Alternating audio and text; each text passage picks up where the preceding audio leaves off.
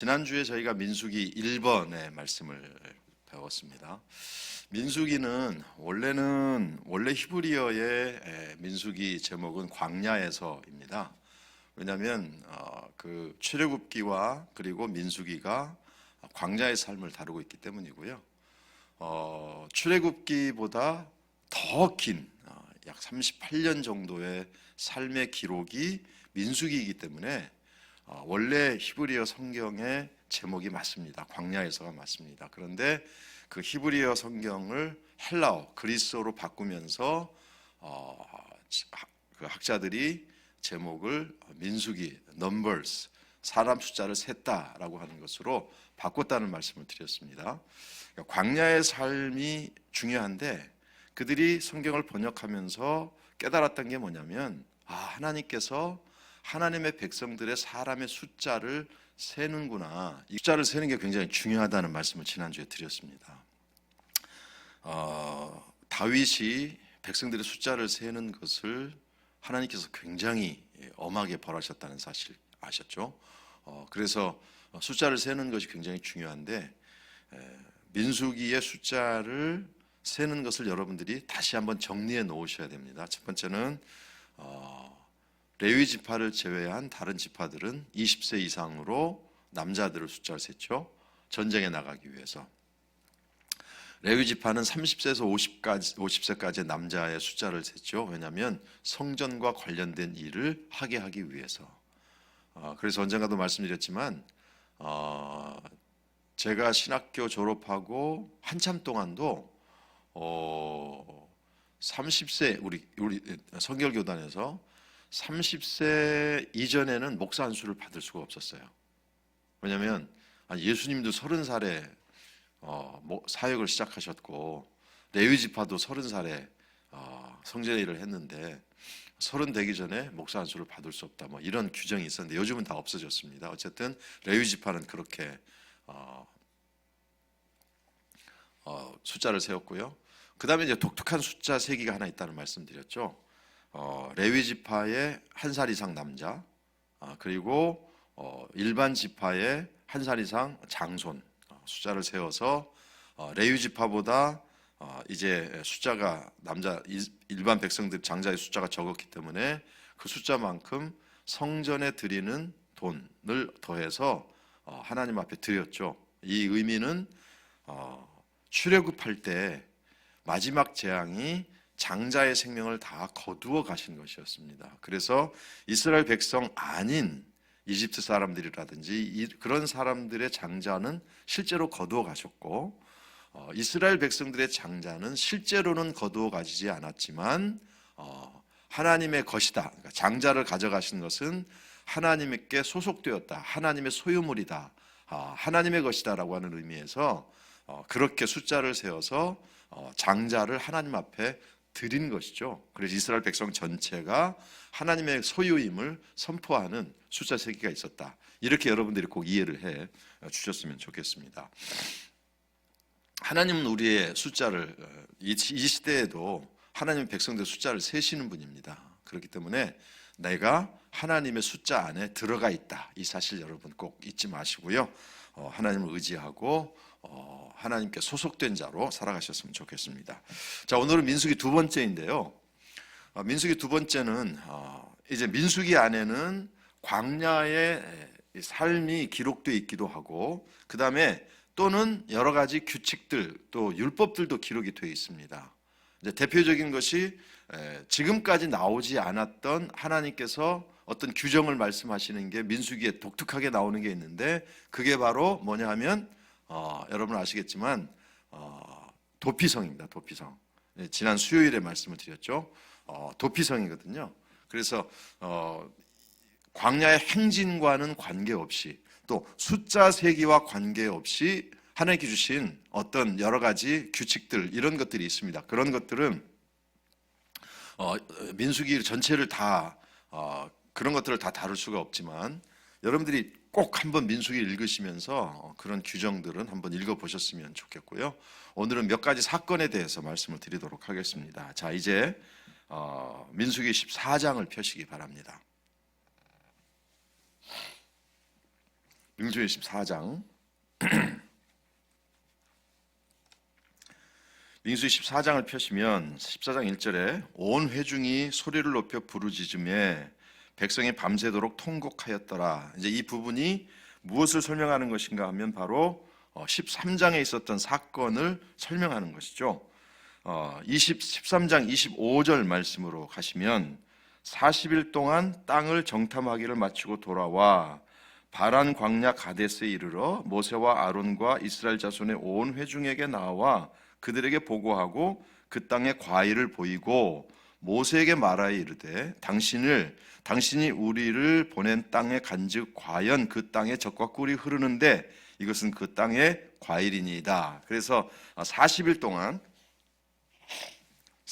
동안 정탐을 하고 돌아온 사건을 결과를 말씀하고 있죠. 여러분 너무나도 잘 아시기 때문에 간략하게 설명을 드리면 40일 동안 정탐을 하고 와서 여호수아와 갈렙은 하나님께서 우리에게 주신 밥이다. 가서 먹으면 된다. 그러니까 올라가자. 이렇게 이야기했고 나머지 10명의 정탐꾼들은 아니다.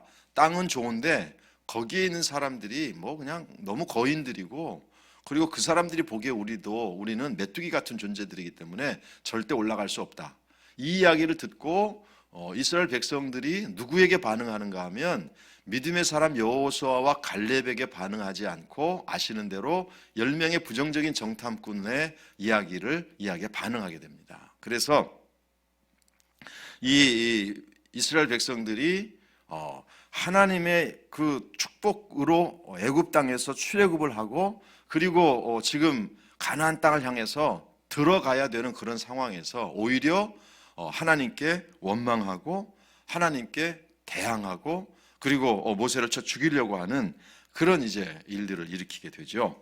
그래서 이제 그 이야기를 듣고 이 땅에 들어갔다가는 우리 다 죽게 생겼어. 뭐 이런 이야기를 하니까 14장 1절에 아까 읽은 것처럼 아주 밤새 우는 거죠. 밤새 울었습니다. 그리고 2절 말씀 보시면 이스라엘 자손이 다 모세와 아론을 원망하여 온 회중이 그들에게 이르되 우리가 애굽 땅에서 죽었거나 이 광야에서 죽었으면 좋았을 것을 이렇게 하거든요. 참 그 사람들의 이 마음이 참 희한합니다. 이게 지금까지 이 하나님의 은혜로 여기까지 왔음에도 불구하고 당장 내 앞에 어떤 문제가 생기면 내 앞에 내가 원하지 않는 또 내게 유익하지 않은 또 내가 볼 때 행복하지 않은 어떤 사건이 생기면 온갖 것들을 다 끌어다가 불평하고 원망하죠. 뭐라고 이야기합니까?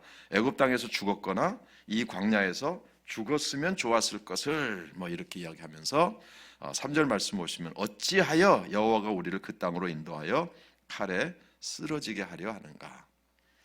하나님의 생각과는 전혀 관계없죠. 하나님은 가나안 땅을 정복하게 하려고 지금 불렀는데 그들은 뭐라고 이야기합니까? 우리를 그 땅에 들어가게 해서 칼에 쓰러지게 한다. 그러기 위해서 우리를 여기까지 끌고 왔다. 참 이게 불평하는 사람들, 원망하는 사람들의 특징이죠. 여러분도 해보셔서 아시겠습니다만은 하여튼 불평하고 원망하면 온갖 것을 다 끌어다가 거기에 다 집어넣는. 자, 그래서 이 사건 때문에 이제 엄청난 일들이 생기게 되는데요.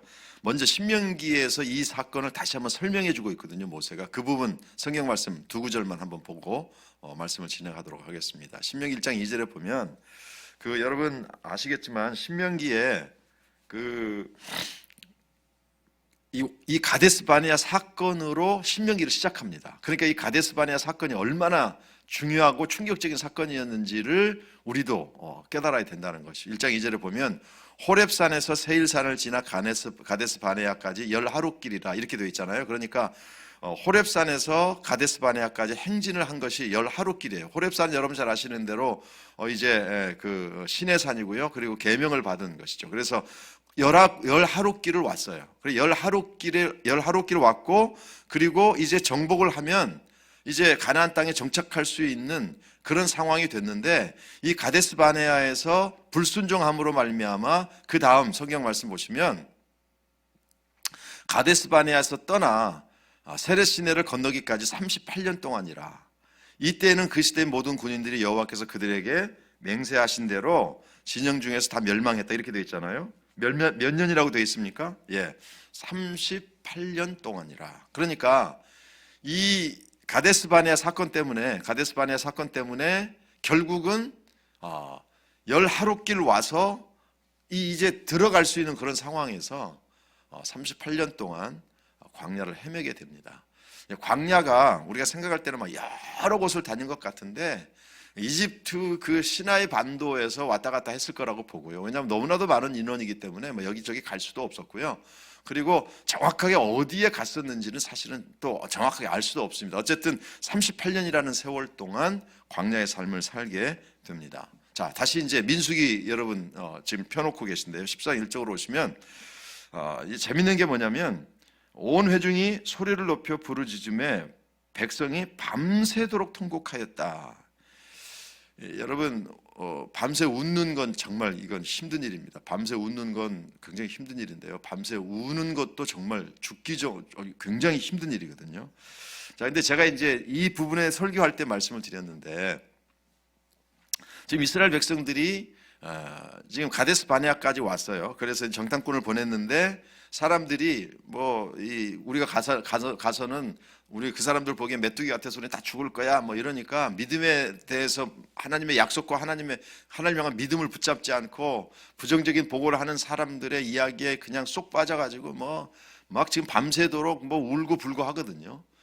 근데 여러분 정말 밤새 울어보신 분 혹시 계실지 모르겠습니다만은 밤새 우는 건요 굉장한 칼로리가 필요하고요, 굉장한 체력이 필요하고요. 웬만해서는 밤새 울기가 어렵습니다. 조금 울다 지쳐서 자는 거지. 근데 밤새 울었다? 이 대단한 일이거든요. 그런데 밤새 울 힘이 어디서 왔을까요? 이스라엘 백성들이 여기까지 지금 살면서 뭘 먹고 있을까요? 그렇죠. 하나님께서 만나를 주신 것이죠. 그러니까 여기까지 그들이 생존할 수 있었던 것은 하나님께서 주신 만나 때문에 여기까지 살아온 거예요. 그러니까 하나님의 힘으로 여기까지 왔는데 하나님의 힘으로 여기까지 온 사람들이 이 가나안 땅을 바라보면서 뭐라고 이야기하는가 하면 하나님께서 우리를 칼로 쳐 죽이려고 여기까지 데리고 왔다라고 이야기하는 것이죠. 참 하나님의 은혜 안에 있으면서도 그 은혜를 깨닫지 못하고 그 은혜 바탕 위에 있으면서도 하나님을 원망하는 이상한 뇌의 구조가 이 이스라엘 백성들에게서 발견되는 것이죠. 사실 이런 연약함, 이런 이상한 신앙은 오늘 이 시대를 살고 있는 우리에게서도 얼마든지 나타날 수 있다. 이 사실을 여러분들이 좀 아셨으면 좋겠습니다.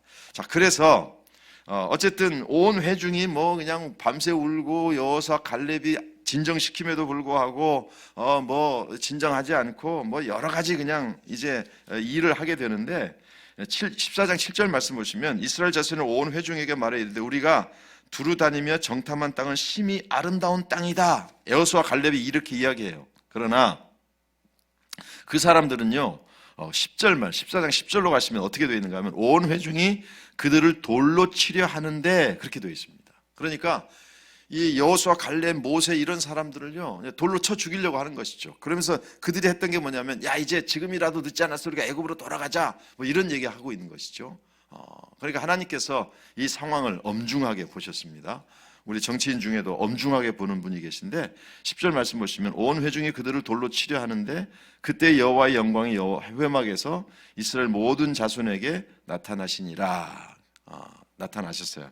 그래서 하나님께서 어떻게 하시는가 하면 그러니까 하나님의 은혜 때문에 여기까지 왔어요. 만나 먹고 여기까지 왔거든요. 그 밤새도록 울 힘이 하나님 주신 만나에서 온 거예요. 그런데도 하나님의 은혜를 믿지 못하고 원망하는 이 사람들에 대해서 하나님께서 어떻게 반응하시는가 보라는 것이죠. 그러니까 여러분들이 불평하고 원망하는 거 여러분 자유예요. 여러분 할 수 있어요. 그런데 원망과 불평에 대해서 하나님께서 어떻게 반응하시는지를 보라는 것이죠. 11절 12절 말씀 보시면 여호와께서 모세에게 이르시되 이 백성이 어느 때까지 나를 멸시하겠느냐 내가 그들 중에 많은 이적을 행하였으나 어느 때까지 나를 믿지 않겠느냐 내가 전염병으로 그들을 쳐서 멸하고 내게 그들보다 크고 강한 나라를 이루게 하리라. 자 보세요. 11절 말씀에 하나님의 마음이 나오죠. 뭐라고 말씀하시는가 하면 어느 때까지 나를 멸시하겠느냐 내가 그들 중에 많은 이적을 행하였으나, 그러니까 뭐 만나라든지 이런 이력들이 있음에도 불구하고 나를 믿지 않겠네요. 그 두 가지 말씀하시거든요. 불평과 원망은 하나님께서 어떻게 받아들이시는가 하면 나를 멸시한다, 나를 믿지 않는다, 이렇게 받아들이시는 것이죠. 여러분, 불평 원망 마음껏 하세요. 그런데 하나님은 그 불평과 원망에 대해서 뭐라고 말씀하시는가 하면 나를 멸시하는구나, 나를 무시하는구나, 나를 믿지 않는구나, 이렇게 반응하신다는 것이죠. 자, 그래서 14장 28절로 가겠습니다. 28절 말씀 보시면 그들에게 이르기를 여호와의 말씀에 내 삶을 두고 맹세하노라. 너희 말이 내 귀에 들린 대로 내가 너희에게 행하리니. 하나님이 좀 뒤끝이 있으신 것 같아요. 그래서 그렇게 기적을 베풀어주고 만나주고 만나를 주어서 먹고 살게 하고 다 했음에도 불구하고 원망하고 불평하니까 하나님이 뭐라고 반응? 첫 번째는 나를 멸시하는구나, 나를 믿지 않는구나 라고 발정하셨고요. 그 다음에 그래? 그렇다면 너희가 나한테 이야기야, 내가 들린 대로 내가 그래도 해줄게 라고 이야기하면서 29절 말 너희 시체가 이 광야에 엎드러질 것이라 라고 말씀하시면서 33절 말씀으로 가시면 너희는 그 땅을 정탐한 날 수인 40일의 하루를 1년으로 쳐서 그 40년간 너희의 죄악을 담당할지니 너희는 그제서야 내가 싫어하면 어떻게 되는지를 알리라 하셨더라. 그렇게 이야기하고 결국 37절에 가면 37절 말씀해 보시면 곧 그 땅에 대하여 악평한 자들은 여호와 앞에서 재앙으로 죽었다. 이렇게 설명하고 있습니다. 자, 그러니까 여러분 이 하나님께서 가데스 바네아 사건이 어떻게 보면 이스라엘 백성들에 있어서 굉장히 중요한 사건이고요. 또 아까도 말씀드린 것처럼 신명기에 가서 광야 40년의 삶과 율법과 계명들을 모세가 다시 한번 정리해서 두 번째 이야기한 것이 신명기라는 말씀을 드렸지 않습니까? 그 두 번째 말씀을 시작할 때 모세가 가장 먼저 언급한 사건이 바로 이 가데스 바네아 사건이에요. 그러니까 이스라엘 백성들의 역사에 있어서 정말 잊지 말아야 돼. 이즈리야, 어찌 우리 그날을 가데스 바네아 그 사건을 이걸 잊지 말아야 되는데 그게 바로 이제 가데스 바네아 사건이고요. 하나님께서 내가 기적으로 은혜로 너희를 여기까지 끌어왔는데 너희가 나를 멸시해? 너희가 나를 믿지 않아? 그래, 그럼 내가 너한테 들린 대로 해줄게 라고 이야기하셨다는 것이죠. 그래서 여러분 우리가 불평과 원망을 굉장히 주의하고 조심해야 되고요. 이 부분이 그 광야의 삶을 사도 바울이 고린도전서 10장에서 해석했죠. 그래서 그 광야의 삶을 신약의 백성들에게 사도 바울이 해석할 때 뭐라고 해석했습니까? 홍해 바다를 건널 때 우리가 세례를 받았다, 뭐 이렇게 말씀하고 있거든요. 그리고 반석에서 물이 나온 것은 그게 바로 그리스도를 상징하는 것이다 라고 설명하면서 고린도 교회 성도들에게 부탁한 게 있습니다. 원망하지 마라, 원망하지 마라. 그 광야 40년의 삶의 기록이 우리에게 남겨진 이유는 무엇인가 하면 원망하지 않도록 하기 위함이다 라고 해석하고 있거든요. 그래서 하나님이 싫어하는 것이 뭐냐? 원망하고 불평하는 거예요. 여러분 큰 그림으로 우리의 인생을 자꾸 보는 노력을 해야 됩니다. 출애굽 그리고 가나안 땅, 그 중간에 광야의 삶이 있어요. 우리가 예수 믿고 하나님의 나라 가기까지 우리에게도 광야의 삶이 있습니다. 그런데 광야의 삶을 가다가 만나는 어떤 한두 가지 불안한 또 힘든 사건 때문에 광야의 삶 전체를 해석하지 말라. 그리고 그걸 가지고 미래를 해석하지 마라. 왜냐하면 하나님께서 우리의 삶을 책임져 주고 계시다라는 사실을 이 가데스 바네 사건을 통해서 여러분들이 꼭 아셨으면 좋겠습니다. 이 하나님의 은혜 안에 우리가 있는 것이죠. 우리가 예수 믿고 구원받은 것이 우리의 노력이 아니고 우리의 잘난 것도 아니고 그냥 하나님 은혜 때문에 우리가 지금 구원받은 것이고요. 하나님의 자녀가 된 것이고 우리에게는 영적인 가나안 땅이 있는 것이죠. 지난주에 말씀드린 것처럼 하나님께서 내가 하나님의 백성 안에 들어가 있다고, 내가 숫자 안에 들어가 있거든요.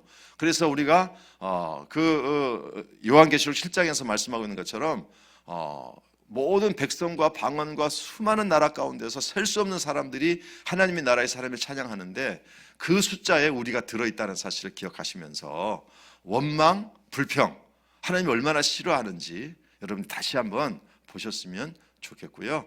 절대 하나님을 의지하면서 원망과 불평이 아닌 여호수아 갈렙처럼 믿음으로 나가셨으면 좋겠습니다. 자, 어느 때까지 나를 믿지 않겠느냐? 이게 하나님의 마음이고요. 나를 멸시하는구나. 이게 하나님의 마음이에요. 그래서 여러분이 가데스 바네아 사건만큼은 절대 잊지 않으셨으면 좋겠습니다. 자, 두 번째 사건으로 넘어갈 텐데요.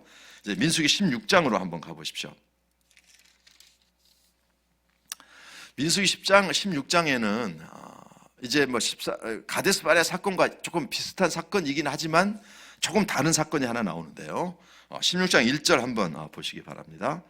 레위의 중손 고하스의 손자 아스알의 아들 고라, 그리고 루벤 자손 엘리압의 아들 다단, 그리고 아벨람과 벨렛의 아들 온이 당을 짓고 이스라엘 자손 총회에서 택함을 받은 자 곧 회중 가운데에서 이름 있는 지휘관 250명과 함께 일어나서 모세를 거스리니라. 이제 16장에 나오는 사건은요, 어떤 사건인가 하면 고라, 그 다음에 다단, 온, 그리고 250명의 지도자들이 모세에게 대드는 장면이에요. 이제 두 가지를 이야기하는데요. 모세와 아론에게 이야기하면서 뭐라고 이야기하는가 하면 3절 말씀 보시면 16장 3절, 그들이 모여서 모세와 아론을 거슬러 그들에게 이르되 너희가 분수에 지나도다. 회중이 다 각각 거룩하고 여호와께서도 그들 중에 계시거늘 너희가 어찌하여 여호와의 총회 위에 스스로 높이느냐. 그렇게 이야기해요. 그러니까 이제 레위 지파, 그 중에서 모세와 아론을 하나님께서 들어서 쓰시잖아요, 지도자로. 그런데 이제 고라는 레위 지파 사람이거든요. 또 루벤 자손은, 루벤은 첫 번째 장자의 소속이고요. 그러니까 이 레위 지파 중에서 고라, 그리고 첫 번째 장자의 집안에 있는 자손이 이제 모세와 아론에게 대드는 거죠. 야, 우리가 다 거룩한데 왜 니네만 니네만 왜 지도자 하는 거야? 왜 니네만 제사장 하는 거야? 뭐 이런 얘기예요. 그런데 거기에 250명의 사람들이 또 이제 또 함께 달라붙어서 이제 원망을 하는 거죠. 공격을 하는 겁니다. 그래서 이 16절 1절부터 11절 사이에 보면 이 이야기를 듣고 모세가 4절 말씀 보시면 모세가 듣고 엎드렸다가 그러면서 이제 몇 가지 일을 이야기를 합니다. 그래? 이거 우리 하나님께 물어보자. 그러면 하나님께서 어떻게 응답하시는지 보자. 아니 내가 스스로 높인 것도 아니고 내가 무슨 이스라엘 지도자 되겠다고 내가 손들고 나간 사람도 아니고 하나님께서 나를 세우셨고 아론이 제사장 된 것은 하나님께 선택하신 것이지 내가 한 거 아니다. 그러니까 하나님께 물어보자라고 이야기하면서 이제 이 6절 말씀 보시면 이렇게 하라. 너 고라와 내 모든 무리는 향로를 가져다가 내일 여호와 앞에서 그 향로에 불을 담고 그 위에 향을 두라. 그때 여호와께서 택하신 자는 거룩하게 되리라. 레위 자손들아 너희가 너희 분수에 지나치느니라. 그러니까 이제 향로 250개 가져와서 거기다 불 피우고 거기다 향을 피우자라는 것이에요. 그래서 하나님께서 어떻게 반응하시는지를 보자. 이제 모세가 제안을 합니다. 그래서 하나님께서 이 제안을 한 대로 이제 250명의 사람들이 향로를 가지고 이제 불을 붙이고 하나님 앞에 서게 됩니다. 자, 16절로 넘어가시면 되겠습니다. 16절로 15절 모세가 심히 노하여 여호와께 여짜오되 주는 그들의 헌물을 돌아보지 마옵소서. 나는 그들의 낙이 한 마리도 빼앗지 아니하였고 그들 중에 한 사람도 해하지 아니하였다 하고 16절 이에 모세가 고라에게 이르되 너와 너의 온 무리는 아론과 함께 내일 여호와 앞으로 나아오되 너희는 제각기 향로를 들고 그 위에 향을 얹고 각 사람이 그 향로를 여호와 앞으로 가져오라. 향로는 모두 250개라. 너와 아론도 각각 향로를 가지고 올지니라. 그리고 18절 그들이 제각기 향로를 가져다가 불을 담고 향을 그 위에 얹고 모세와 아론과 더불어 회막문 앞에 서니라. 그러니까 회막문 앞에 이제 250명의 사람들과 또 아론의 향로를 들고 선 것이죠. 그리고서 그렇게 했더니 19절 고라가 온 회중을 회막문에 모아놓고 그 두 사람을 대적하려 하며 여호와의 영광이 온 회중에게 나타나니라. 그 중에서도 이 고라가 레위 지파 사람이거든요. 같은 레위 지파인데 자기네는 무슨 성전 어깨 매는 일 쉽게 말하면 허드는 일이나 하고 왜 니네는 광내는 일을 하는 거야? 그럼 우리도 똑같아. 우리도 나눠서 하자 이런 얘기거든요. 그래서 고라가 레위 사람인데 레위 지파에 속한 사람인데 고라가 주축이 돼서 사람들을 충동한 것이죠. 그래서 하나님 앞에 서게 됩니다. 그래서 결국은 이제 어떻게 되는가 하면 이제 31절 말씀 보시면 그가 이 모든 뭐를 마치자마자 그들이 섰던 땅바닥이 갈라지니라. 땅이 그 입을 열어 그들과 그들의 집과 고라에게 속한 모든 사람과 그들의 재물을 삼킴에 그들과 그의 모든 재물이 산채로 수월에 빠지며 땅이 그 위에 덮이니 그들이 회중 가운데서 망하니라. 그 주위에 있는 온 이스라엘이 그들의 부르짖음을 듣고 도망하여 이르되 땅이 우리도 삼킬까 두렵다 하였고 여호와께로부터 불이 나와 분향하는 250명을 불살랐더라. 그렇게 되어 있습니다. 참 이게 안타까운 얘기죠. 왜냐하면 아까 이 고라와 뭐 몇몇 사람들이 다단과 온 이런 사람들이 이 모세에게 위해서 했던 이야기를 보면 참 이게 불평하는 사람들, 원망하는 사람들, 뭔가 일을 꾸미는 사람들의 특징이 뭐냐면 사실이 아닌 것을 끌어다가 뭔가 공격하는 것이죠. 아까 이 사람들도 뭐라고 이야기하는가 하면 왜 총회 위에 스스로 높이느냐. 모세와 아론이 스스로 높인 적이 없습니다. 하나님께서 정하신 것이죠. 또 13절 말씀 보시면 뭐라고 이야기하는 16장 13절에 내가 우리를 적과 꿀이 흐르는 땅에서 이끌어내어 광야에서 죽이려 함이 어찌 작은 일이냐. 또 오히려 스스로 우리 위에 왕이 되려 하느냐. 여러분 보십시오. 첫 번째는 왜 너희가 스스로 높였느냐.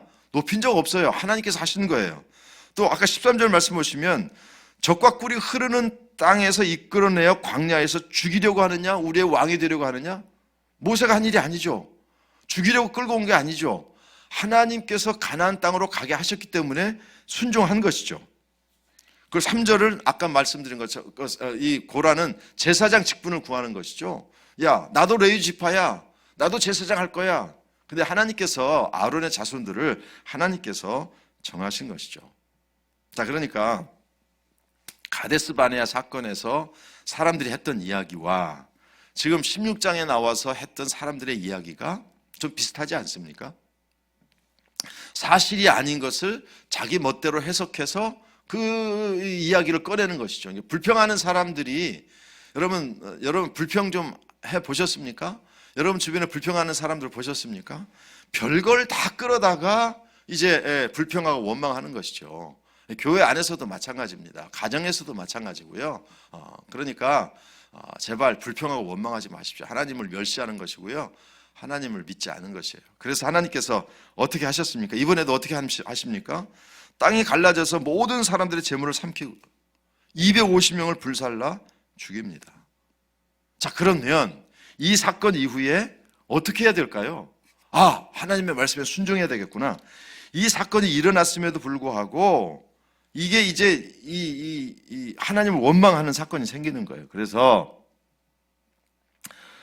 여러분 이 16장 41절로 가보시면 16장 41절 이튿날 이스라엘 자손이 온 회중이 모세와 아론을 원망하여 이르되 너희가 여호와의 백성을 죽였도다.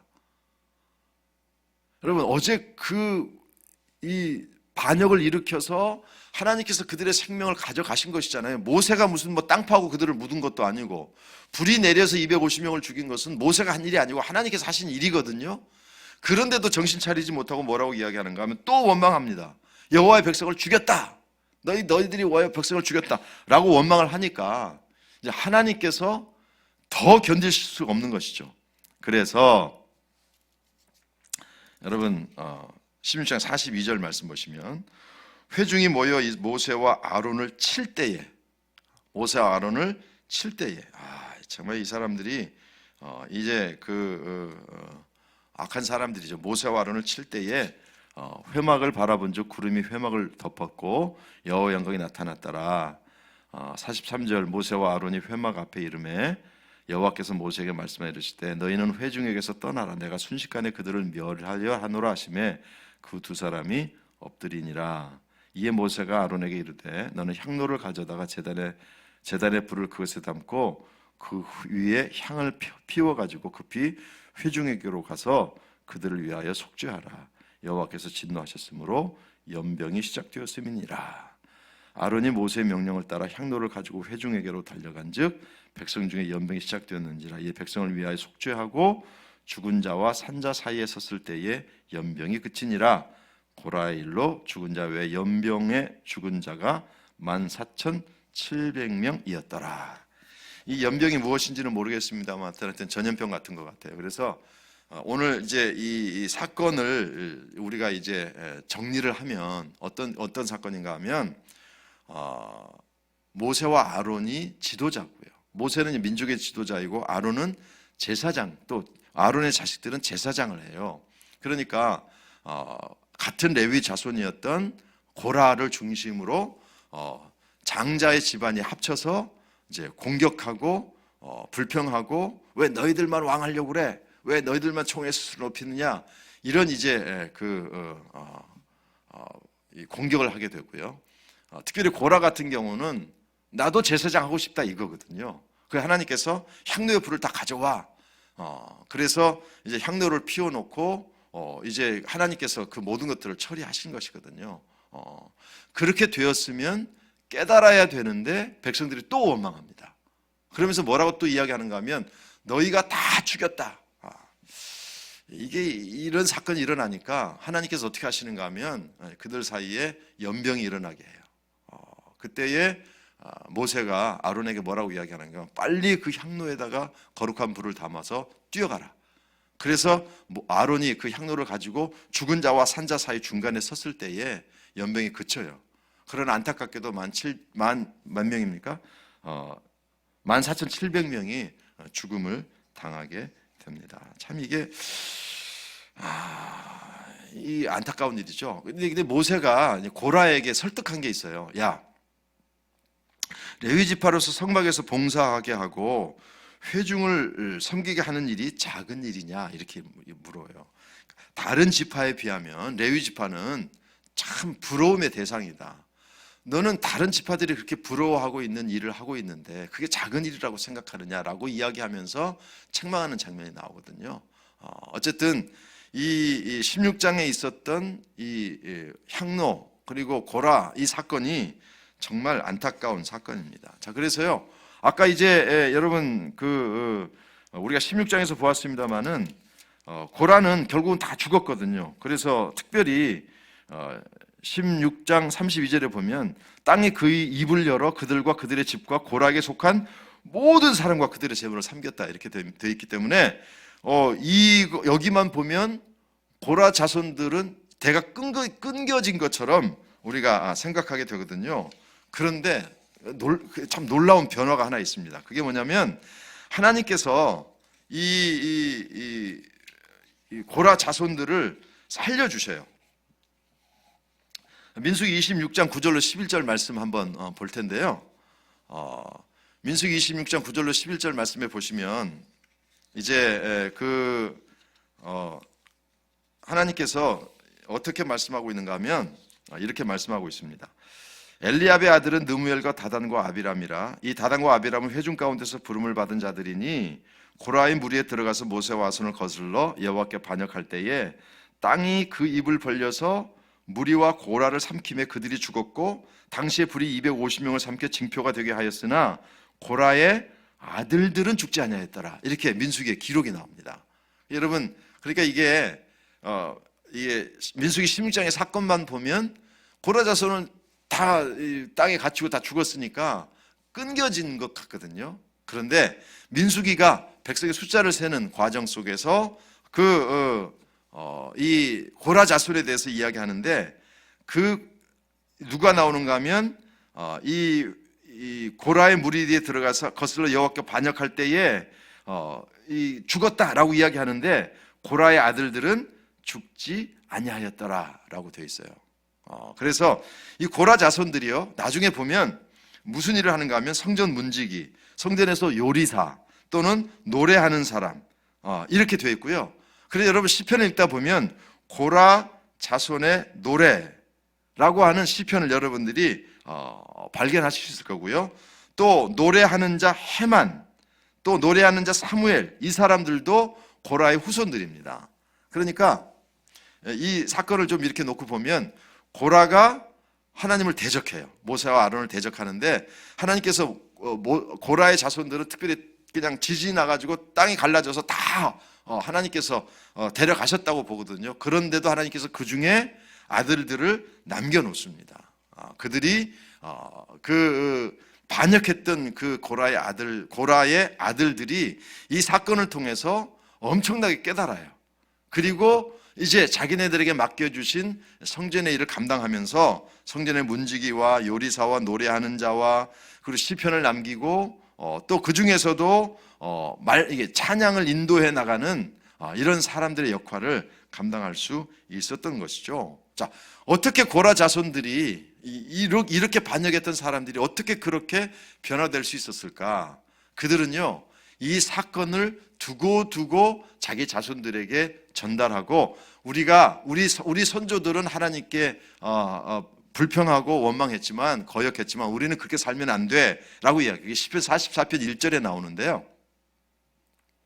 하나님이요, 주께서 우리 조상들의 날 곧 옛날에 행하신 일을 그들이 우리에게 일러주매 우리가 우리 귀로 들었나. 물론 이 시편 43편 1절은요 어떤 뜻인가 하면 고라 자손이 쓴 거예요. 고라 자손이 쓴 시인데 뭐라고 이야기하는가 하면 우리 조상들의 날, 그러니까 옛날에 우리 조상들이 했던 것을 우리에게 알려주었기 때문에 우리가 우리 귀로 들었다라고 이야기하거든요. 그게 무슨 말인가 하면 물론 우리 조상들을 누구로 보느냐 하는 것은 좀 다르지만 고라 자손이 썼기 때문에 고라의 조상들, 여기 특별히 거역하고 결국 죽임을 당했던 이 부분을 설명하는 것 같고요. 그래서 이 사람들이 후손들에게 계속해서 뭐라고 이야기하는 거예요? 우리 조상들이 이런 일이 있었어 라고 일러주었기 때문에 그들이 그 조상들의 길을 따라가지 않고 믿음의 길을 따라가게 된 것입니다. 그래서 그들이 남겨놓은 정말 어떻게 보면 주옥 같은 시편들이 있는데 몇 개 한번 보도록 하겠습니다.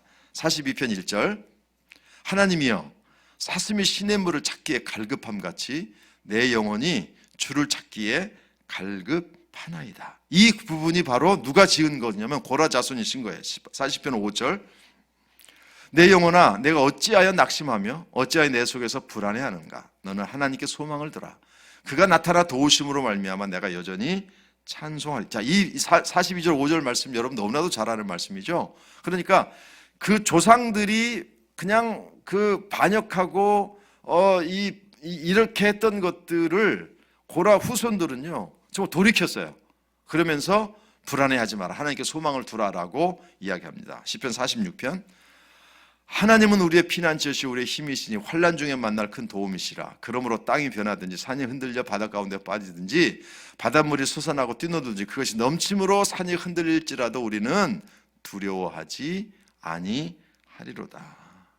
여러분, 하나님은 우리의 피난처가 되시며 환난 중에 우리의, 이 찬송이 바로 시편 46편이거든요. 이런 시편을 남기게 됩니다. 더 놀라운 시편은 시편 84편인데요. 만군의 여호와여 주의 장명이 어찌 그리 사랑스러운지요. 내 영혼이 여호와의 궁정을 사모하여 쇠약하며 내 마음과 육체가 살아계시는 하나님께 부르짖나이다. 나의 왕 나의 하나님, 만군의 여호와여 주의 제단에서 참새도 제 집을 얻고 제비도 새끼둘 보금자리를 얻었나이다. 주의 집에 사는 자들은 복이 있나니 그들이 항상 주를 찬송하리이다. 여러분, 이 고라 자손들이요 그 사건을 통해서 자신들의 삶을 돌이켜보고 그리고 교훈을 삼아서 하나님께 신실한 사람들로 살아가기로 결단하고요. 그 자손들에게 계속해서 이 사건들을 가르쳐 주면서 우리 그 조상들이 했던 그렇게 살면 안 돼. 우리는 하나님의 말씀대로 살아야 돼. 라고 결단하고 계속해서 교훈을 남겨주어서 그렇게 성전 안에서 이제 섬기는 일을 기뻐하고 또 아름다운 시편을 통해서 하나님 찬송하는 이 모습을 우리가 볼 수 있다라는 것이죠. 그래서 이 모세와 아론을 거역했던 두 번째 사건을 여러분들이 꼭 기억하셨으면 좋겠습니다. 세 번째 우리가 보고 싶은 것은요 17장인데요. 여기도 이제 또 마찬가지입니다. 여기도 마찬가지. 제가 오늘 가데스 바네아 그리고 이 고라와 다단과 온의 이 반역, 그 다음에 이제 17장에 또 똑같은 사건이 나오게 되는데요. 17장 1절 말씀 보시면 여호와께서 모세에게 말씀하여 이르시다. 이거 똑같은 사건은 아니지만 이제 이 17장에 오면 하나님께서 그 이스라엘 백성들이 원망하고 불평하잖아요. 특별히 모세 또 아론 여기에 대해서 이제 거역하잖아요. 그래서 하나님께서 이제 다시 한번 이스라엘 백성들에게 다시는 이거 하지 마라고 하면서 확인시켜 주시는 한 가지 재미있는 이벤트를 하나님께서 여십니다. 그래서 2절 10장 2절 말씀 보시면 너는 이스라엘 자손에게 말하여 그들 중에서 각 조상의 가문을 따라 지팡이 하나씩을 취하되 곧 그들의 조상의 가문대로 그 모든 지휘관에게 지팡이 12를 취하고 그 사람들의 이름을 각각 그 지팡이에 쓰되 레위의 지팡이에는 아론의 이름을 쓰라. 이는 그들의 조상의 가문의 수령이 지팡이 하나씩 있어야 할 것임이니라. 그렇게 이야기하면서 그래서 6절 말씀 보시면 모세가 이스라엘 자손에게 말하매 그들의 지휘관들이 각 지파대로 지팡이 하나씩을 그에게 주었으니 그 지팡이가 모두 12이라. 그 중에 아론의 지팡이가 있었더라. 7절 모세가 그 지팡이들을 증거의 장막 안 여호와 앞에 두었더라. 그래서 12개의 지팡이를 가져다가 이제 장막 안에 두는 거죠. 회막 안에 두었어요. 그런데 아론의 지팡이에다가는 이름을 쓴 것이죠. 그랬더니 8절 이튿날 모세가 증거의 장막에 들어가 본즉 레위 집을 위하여 낸 아론의 지팡이에 움이 돋고 순이 나고 꽃이 피어 살구 열매가 열렸더라. 그렇게 말씀하고 있거든요. 그러니까 이 하나님께서 이제 이벤트죠. 야, 자꾸 이제 모세에 대해서 이야기하고 아론에 대해서 자꾸 시비를 거니까 지파별 지팡이 다 하나씩 걷어.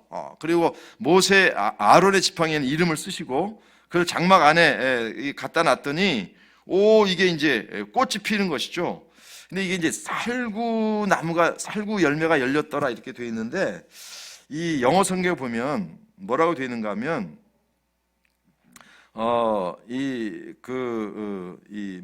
아론의 지팡이에는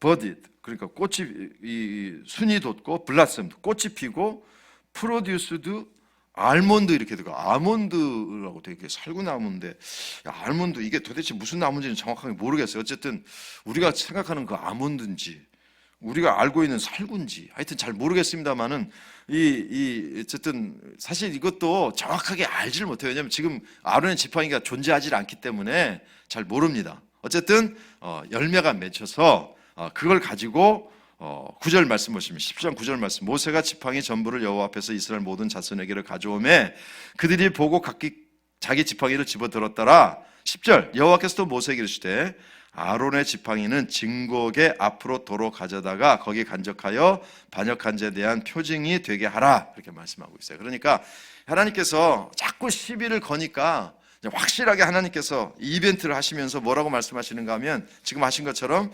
지파별로 12개 지팡이 가져와. 그리고 아론 지팡이 이름을 써. 그리고 그 다음날 보니까 이제 살구꽃이 열매를 맺었다. 그래서 하나님께서는 이 아론의 지팡이를 다시 증거궤 앞에 갖다 놔. 이렇게 말씀하시는 것이죠. 그래서 하나님께서 이 이벤트를 하시는 이유를 설명하십니다. 그러니까 아까 제가 말씀 가데스 바네아 사건이 있었고요. 그 다음에 그 모세와 아론을 거역한 사건이 있었어요. 그 사건 때문에 특별히 이제 고라와 이 몇몇 사람들 250명의 사람들이 거역한 사건 때문에 하나님께서 17장에 오셔서 이제 이벤트를 하시게 되는데요. 그 이벤트가 지금 말씀드린 것처럼 지팡이 12를 모으고 아론의 지팡이에는 살구 열매 어쨌든 싹이 나고 꽃이 피고 열매가 맺도록 아론의 지팡이를 하나님께서 특별하게 선택하시고요. 그 지팡이를 증거궤 앞에 갖다 두어라 이렇게 말씀하시거든요. 자, 그런데 이 17장 말씀 보시면 내가 왜 이런 이벤트를 하는지를 설명하십니다. 17장 5절 말씀 봅시다. 17장 5절 내가 택한 자의 지팡이에는 싹이 나리니 이것으로 이스라엘 자손이 너에게 대하여 원망하는 말을 내 앞에서 그치게 하리라. 하나님께서 왜 이런 이벤트를 하셨는지 5절 말씀 보시면 원망하는 말을 내 앞에서 그치게 하리라. 10절 말씀에 가시면 다시 또 10절 말씀 보시면 여호와께서도 모세에게 이르시되 아론의 지팡이는 증거궤 앞으로 도로 가져다가 거기 간적하여 반역한 자에 대한 표징이 되게 하여 그들로 내게 대한 원망을 그치고 죽지 않게 할지니라, 이렇게 말씀하고 있습니다. 여러분, 지금 왜 하나님께서 이 이벤트를 하셨는지 너무나도 정확하게 말씀하시죠. 뭐하게 하지 마라? 원망하게 하지 않도록, 불평하게 하지 않도록. 여러분, 그러니까요, 하나님께서 원망과 불평에 대해서 아까 뭐라고 자기 자신의 마음을 표현하셨다고요? 왜 나를 멸시하느냐, 왜 나를 믿지 않느냐라고 말씀하셨거든요. 그래서 하나님께서 지팡이에 싹이 나고 열매가 맺게 하는 이벤트를 하시면서 제발 원망하지 마라고 이야기하시는 것이죠. 그래서 우리가 이 민수기의 사건을 통해서 우리가 깨달아야 될 것 중에 하나가 뭐냐면, 원망하고 불평하는 것은 하나님께서 기뻐하시지 않는다. 어떤 사건이든 우리가 하나님의 은혜 안에 있기 때문에 하나님께서 선한 길로 인도해 주실 것을 믿고 나아가는 믿음의 반응이 우리에게 필요하다. 원망을 가볍게 생각하지 마라. 하나님께서 보실 때 원망은 매우 심각한 문제다. 그래서 하나님께서 이런 이벤트를 통해서 원망하지 않게 하시려고 이렇게 노력하시는 하나님의 모습을 우리가 볼 수 있어야 되는 것이죠. 이제 이 사건이 끝나고 나서 하나님께서 증거궤 앞에 아론의 쌍난 지팡이를 갖다 놓게 하시고요.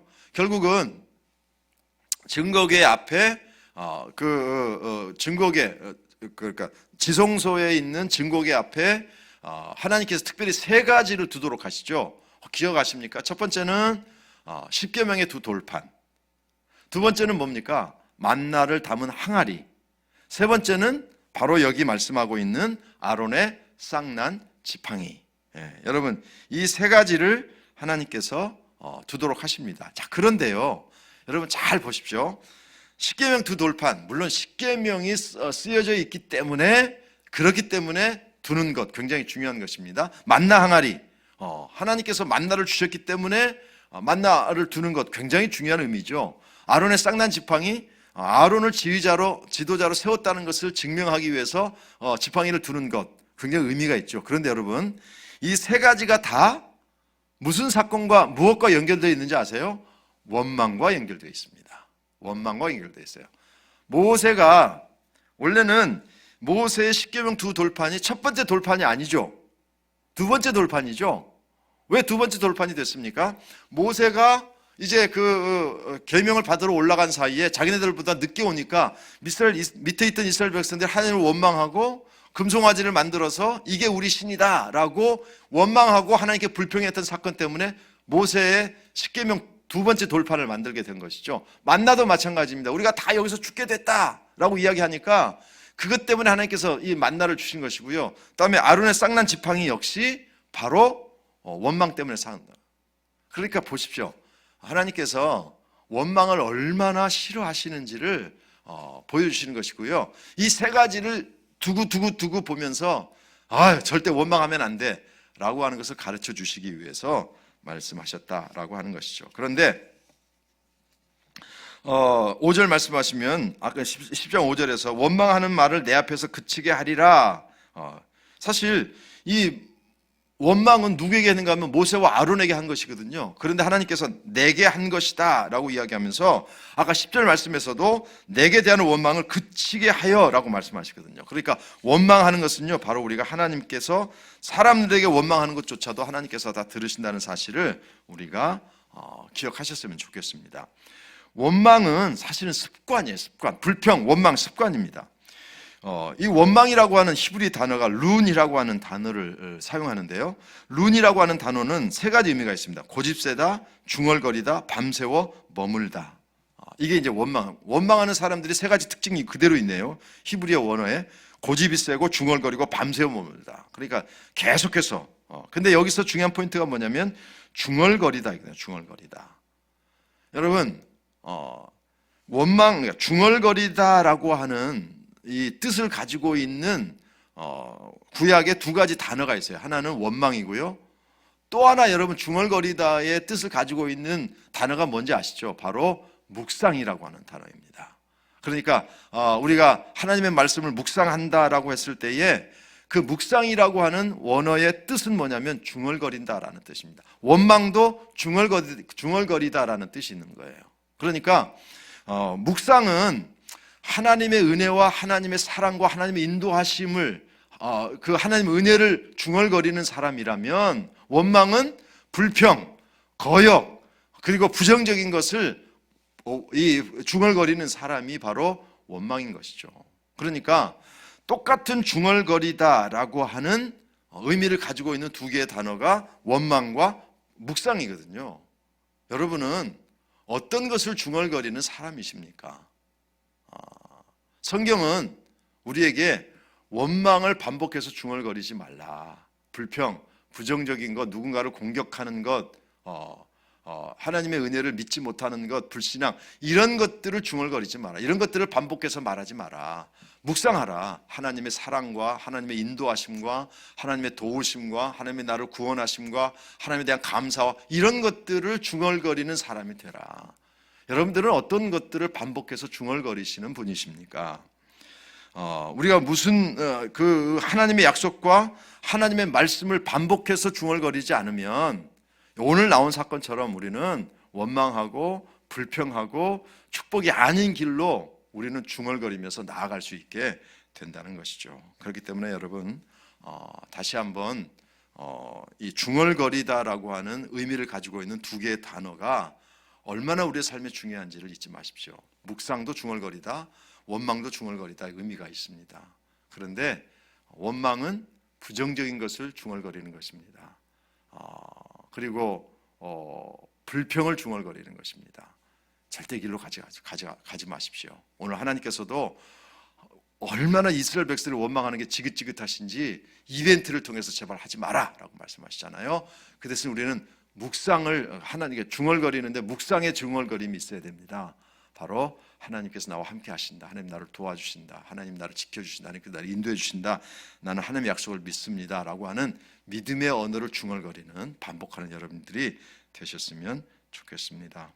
증거계 앞에 두신 두 개 하신 세 개의 이 세 가지 십계명 돌판, 하나님의 말씀입니다. 만나 항아리, 하나님의 은혜입니다. 아론의 지팡이, 하나님의 축복입니다. 여러분 잊지 마시고요. 여러분의 삶 속에도, 여러분의 마음 속에도 십계명 돌판, 만나 항아리, 아론의 쌍난 지팡이를 품으시고 이 시대에 하나님의 영광을 위해서 아름답게 이 광야의 삶을 살아가셨으면 좋겠습니다. 잠깐 기도하겠습니다. 하나님, 광야에 있었던 사건들을 살펴보았습니다. 특별히 가데스 바네아의 사건, 그리고 고라 자손을 비롯한 250명의 사람들이 모세와 아론을 거역했던 사건, 두 가지 다 공통점은 불평과 원망이었음을 보았습니다. 하나님께서 원망을 얼마나 싫어하시는지 아론의 쌍난 지팡이 이벤트를 통해 원망하지 않게 하려고 내가 이렇게 한다라고 말씀하실 정도로 원망하지 말 것을 우리에게 요구하셨습니다. 하나님, 중얼거리다의 의미를 가지고 있는 두 개의 단어를 있다는 사실을 우리가 오늘 배웠습니다. 원망, 중얼거리다, 묵상도 중얼거리다. 하나님, 정말 부정적이고 다른 사람을 공격하고 하나님의 사랑을 부정하는 것들을 중얼거리는 자가 되지 않도록 도와주시고, 하나님의 도우심과 하나님의 역사와 하나님의 약속을 중얼거리며 살아가는 묵상의 사람이 될 수 있도록 저희들과 함께하여 주시옵소서. 예수님의 이름으로 감사하며 기도합나이다. 아멘.